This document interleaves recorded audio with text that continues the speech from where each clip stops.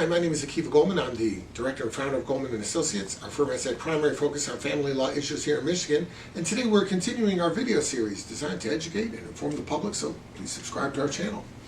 Today I want to talk a little bit more about process as opposed to, say, a specific particular case or a particular law. And I want to talk about the process involving child custody. The reason why I say child custody as opposed to saying divorce is because we're going to discuss a situation where the process is involving people who have a child but not incident to a marriage. This is just a couple who have a child. And now let's say they went their separate ways. What do we do about the custody of the child? What should one expect to see in a custody case regarding this child where, let's say, there's no marriage? So here's how it goes.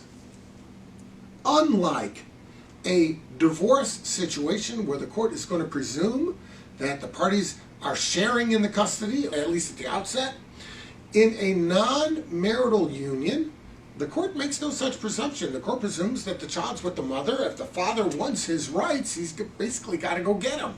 And what does that mean? Well, number one, we got to establish that he's the father. So we have to ask, is there an acknowledgement of paternity? Is father on the birth certificate? All these things are, would help. If not, the father's going to have to file a petition before the court to determine paternity so that he can get in the game. Now, once you're in the game, you can ask for custody, parenting time, you can deal with issues of support, but until such time as the paternity is established, we're not even in the game. So, number one, you got to establish the paternity. Now, let's presume that the paternity is established. You're the father, this is the mother. Now we're trying to figure out about the custody. Mother says, I have the presumption of custody. Father says, you're a drug addict and alcoholic. I want custody. Not a good influence on the child. I want the custody. It's in the best interest of the child to give me custody. Well, what does the court do? What's the process? Someone's going to have to file a petition for custody. It's probably going to be the one who doesn't have it. The one who doesn't have it is going to file a petition and say, I want the custody.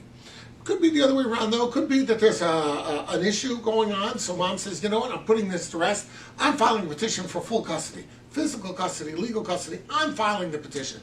Either way, a petition is filed in the county where the child resides. It could be also where the mother and the child resides. It could be where the mother, child, and father reside if they all reside in the same county. But either way, that petition has to be filed. And it goes to the county, and it's randomly assigned to a family court judge who's going to decide who's going to get the custody of this child. He or she is going to make that decision, not based on whether or not, the father has a lot of money or whether the mother works. It's not going to be based on whether or not, the child, should be with the mom because somehow that's the way it's always been. It's not going to be based on that at all. It's going to be based on what's in the best interest of the child. So the court will be blind whether or not it's the mother or the father. The court will be blind to who has a better job.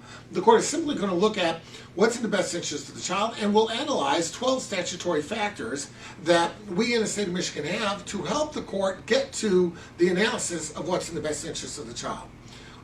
All those factors are really based on, at least in part, on what is the most stable choice. So for example, if all 11 factors are equal, but the fact of the matter is that as to one of those factors, one of the parents cannot provide a stable home because of, job or recreational activities or something like that, the court might find that the ability to provide a nurturing environment for the child, their ability to provide in general for the emotional and stability needs of the child just is not met by one parent. So 11 things could be equal, but the court could find that something's in favor of one parent on one of those factors, and then the court's able to rule what's in the best interest of the child.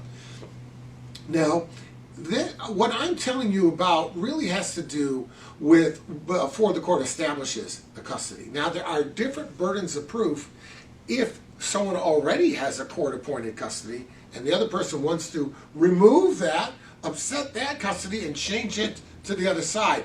That's a different story. There are different burdens of proof. The court has to be clearly convinced that that's the right thing to do. It's a subject matter for a different time. But the point is that the overall custody process follows this exact path. If you have any questions about your case, reach out, and we'll be glad to help you out.